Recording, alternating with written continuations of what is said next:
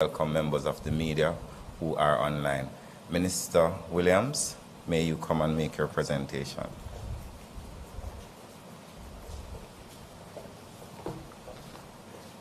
Thank you, Minister Morgan. Good morning, everyone. Let me acknowledge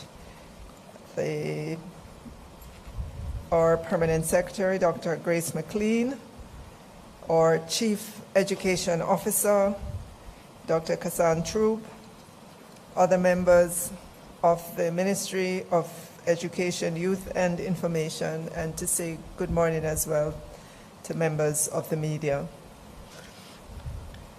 We will begin with the decisions from Cabinet. First one being the designation of the Black River Protected Area. Cabinet gave approval for the designation of the Black River Landscape Seascape in St. Elizabeth as a protected area under the Natural Resources Conservation Authority, NRCA Act 1991.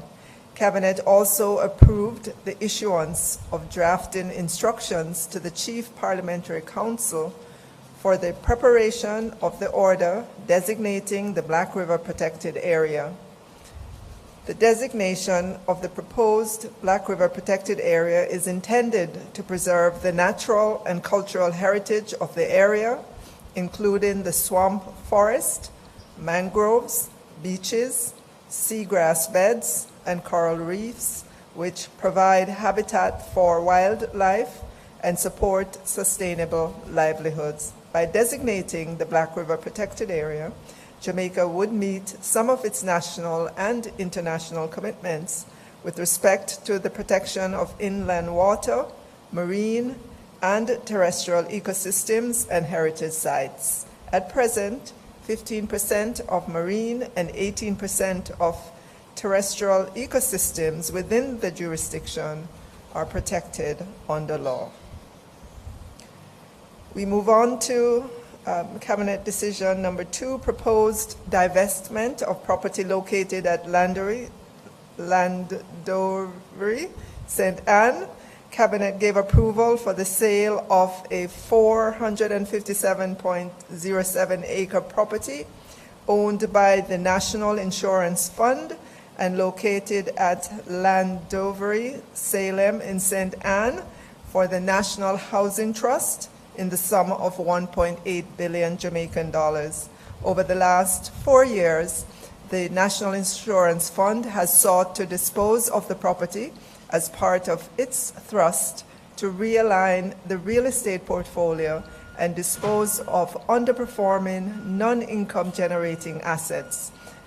The National Housing Trust expressed interest in acquiring the property for $1.8 billion to develop approximately 2,000 housing solutions, with the target market being hotel workers. The next decision is the implementation of the mandatory medical insurance and health logistics coverage for holders of foreign passports who are visiting Jamaica. Cabinet gave approval for the Jamaica Tourist Board to be the coordinating entity for the mandatory medical insurance coverage program for holders of foreign passports who are visiting Jamaica. The JTB will also undertake a competitive bidding process to identify suitable providers of medical insurance and health logistics coverage for purchase by holders of foreign passports who are visiting Jamaica. The resumption of safe travel is critical for health as well as economic sustainability.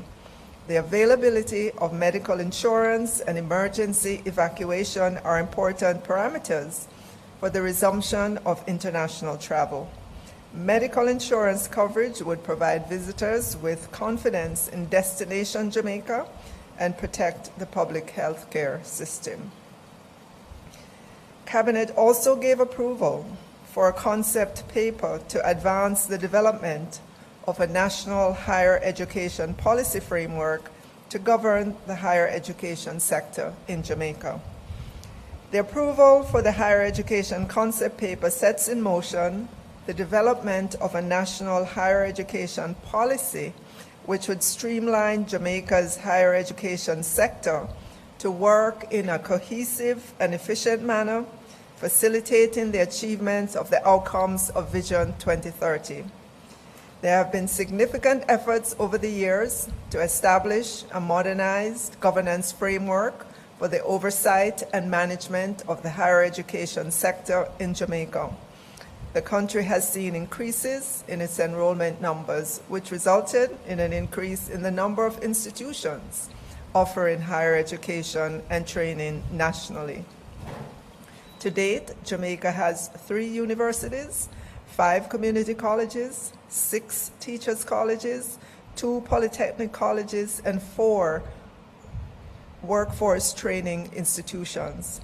The development of the policy would provide a direct and transparent channel of communication between higher education institutions and other institutions in terms of skills development to assist in driving the growth of the economy and legislative changes that would be required. The next decision of Cabinet has to do with a proposal for the reassignment of the functions of certification of drivers and the oversight of repair and maintenance of government vehicles. Cabinet gave approval for the reassignment of the function of the certification of drivers and the oversight of the repair and maintenance of government vehicles from the National Works Agency to the Island Traffic Authority.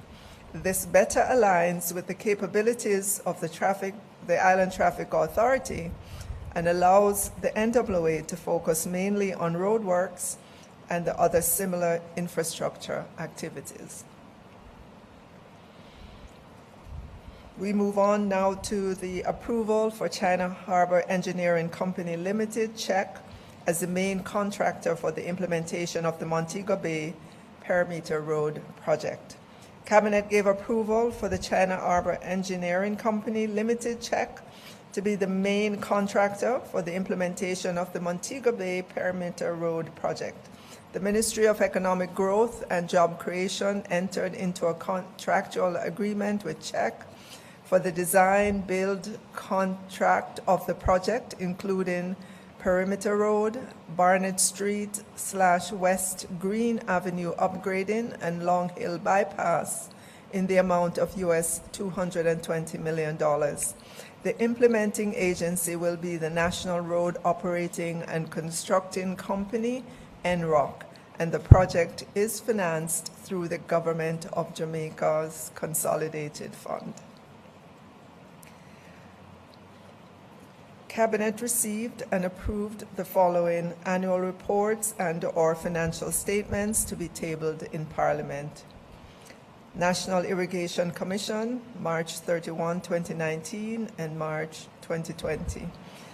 Anti-Dumping and Subsidies Commission, 2015-2016. Rural Water Supply Limited, 2018-2019. Jamaica Mortgage Bank, 2019-2020. Independence Park Limited, 2016 and 2017. We move now to contracts. Cabinet gave approval for the award of a contract to YP Seaton and Associates Company Limited for the implementation of 358 meters of shoreline protection runway 30 end at the Norman Manley International Airport in the amount of $555.9 million. Cabinet also gave approval for the award of a contract to El Hydro Limited to supply biodiesel fuel to be used in the Jamaica Urban Transit Company buses in a pilot initiative for a period of 6 months at the Portmore Depot. The contract is in the amount of $301.9 million Jamaican dollars. And finally, Cabinet gave approval for the award of a contract to Allied Insurance Brokers Limited in the sum of $2.187 billion Jamaican dollars, exclusive of GCT, for insurance services for the National Housing Trust for the period of 1 year from April 1, 2021 to March 2022. That concludes the cabinet decisions. I want to give an update on a topic that was of interest to the Jamaican people, and it relates to an institution called, or an entity called, Embracing Orphans. The update is that the Ministry of Education, Youth and Information has written to Embracing Orphans to inform them that the ministry has terminated the relationship immediately and would vacate the premises within 90 days as per the lease agreement.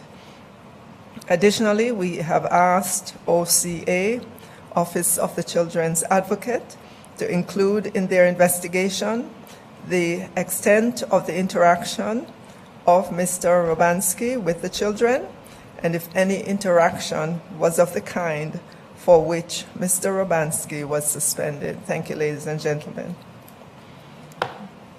Thank you, Minister Williams, for so ably presenting the decisions that would have come out of Cabinet.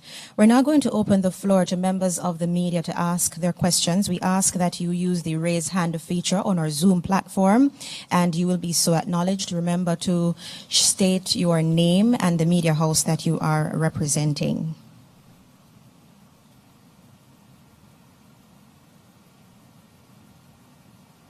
I see Ms. Zara Burton. You can go ahead and unmute, and you can ask your question. Good morning, everybody. Good morning, Minister.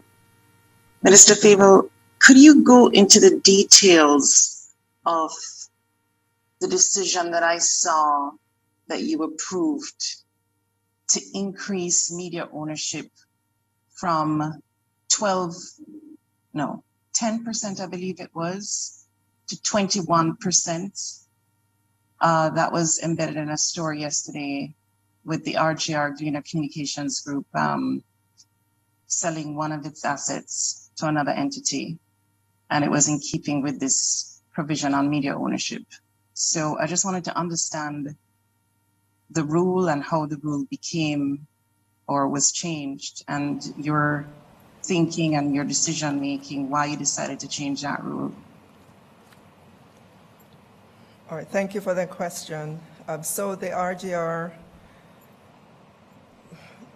group, the RGR Gleaner group would have asked for an increase in the share ownership to allow any one shareholder to own up to 21% of the company. That request first went to the regulator, the Broadcasting Corporation of Jamaica, Commission, of Jamaica, who did their interrogation, their research, and made a recommendation to the Ministry of Education, Youth and Information. There was a decision some time ago by Cabinet to allow increase in shareholding, and it was a consistent decision. This recent decision, the move from 10% to 21%, was consistent with that Cabinet decision that was made some time ago. I understand from the RGR company, and I think it's in the public domain as well, that they are looking at raising additional capital in the company, and hence that was a kind of motivating request, motivation for that request. Thank you, Minister Williams. Ms. Burton, do you have another question? Yes, I just wanted to follow up because I'm not understanding. Okay, please just clarify for me. Is it media ownership or shareholding that moved from 10% to 21%? Because I thought it was media ownership. So I think you're describing something a little shareholding in the company.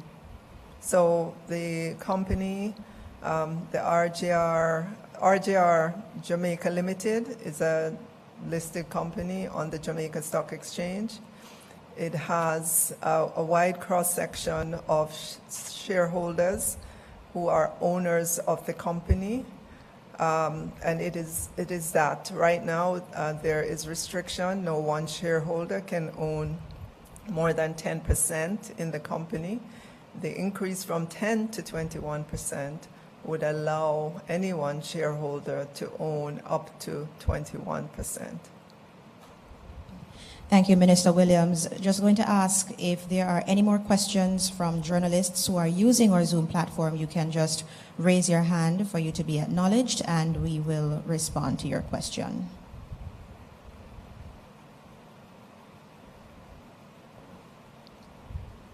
Not seeing any more questions at this time, and so we are going to put a close on our post-cabinet press briefing for this morning. We want to thank members of the media for joining, and thank you to those who are also viewing on the Ministry of Education, Youth and Information's Facebook page.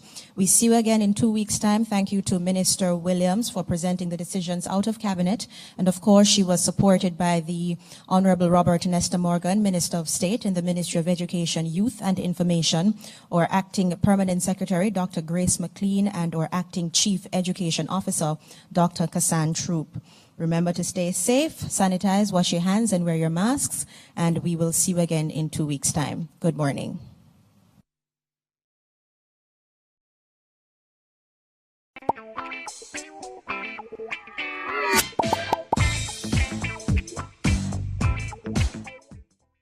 If ever there was a time to take care of your mental health,